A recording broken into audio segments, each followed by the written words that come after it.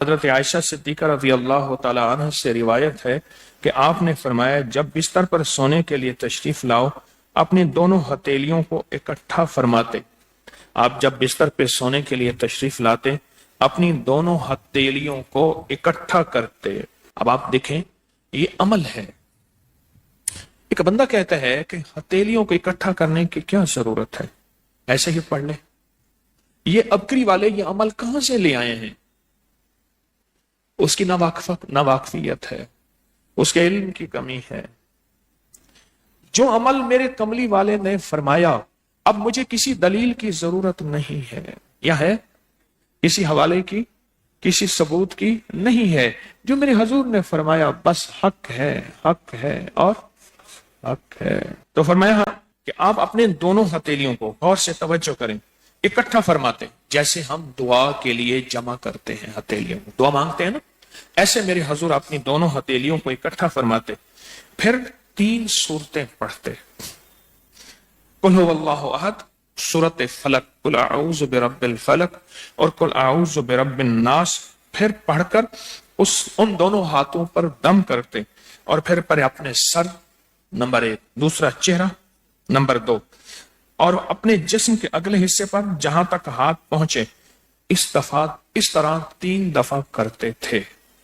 آج میں اس کا ایک راز بتاتا ہوں، لیکن پہلے عمل کو غور سے سن لیں. آپ دعا کے لیے ہاتھ جیسے کرتے ہیں سوتے ہوئے ویسے کریں گے. کر کے ایک بار قل ہو اللہ پوری سورت، ایک بار سورت فلق پوری سورت اور ایک بار سورت ناس پوری سورت. ٹھیک ہے، پڑھ لی. ہتھیلیوں پہ دم کیا. دم کرنے کا بعد پہلے سر پر اوپر سے شروع کرتے حضور، سر، پھر چہرہ، چہرے کے بعد اپنے جسم کے اگلے حصے پہ جہاں تک ہاتھ پہنچتا، پھر پچھلے حصے پہ آپ پھیرتے، اگلے حصے پہ پھیرتے. پھر دوسری دفعہ ایسے کرتے، ہاتھ پھیلاتے دونوں ہتھیلیاں، پھر یہ 3 سورتیں پڑھتے، پھر ایسے کرتے، پھر تیسری بار، تیسری دفعہ بھی ایسے کرتے تھے.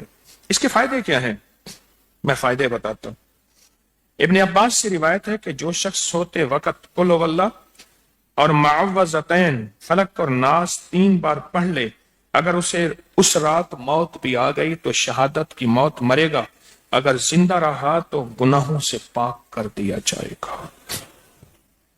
سوتے وقت یہ عمل 3 دفعہ کر لے.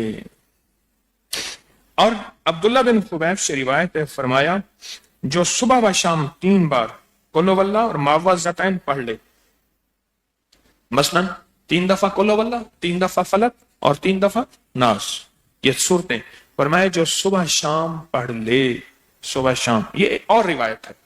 پہلا عمل ہتھیلیوں کو سیدھا کر کے 3 دفعہ کرنا، پہلا عمل وہ ہے. دوسرا عمل یہ ہے کہ جو صبح اور شام یہ 3 صورتیں پڑھ لے.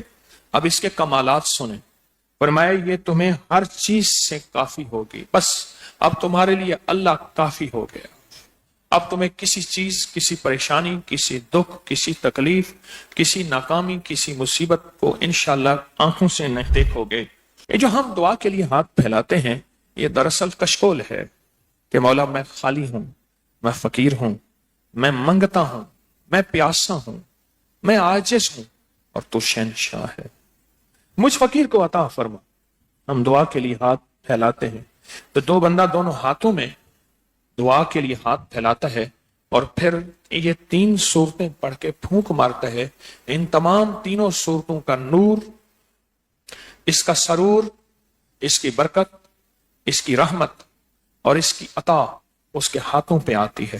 پھر اس ساری عطا کو اپنے پورے جسم پر پھیرتا ہے تو ایسے ہے اس کے پورے جسم پہ ایک نور کا حصار، دیوار، ایک نور اس کے جسم پہ. پھر اس کو دنیا کا کوئی حسد کا تیر، کوئی جادو کا تیر اس پہ وار نہیں ہوتا، کوئی دشمن کا ایسا تیر جو انتقام کا ہو، ناکامی کا ہو، پریشانی کا ہو، اس تیر کا وار نہیں ہوتا.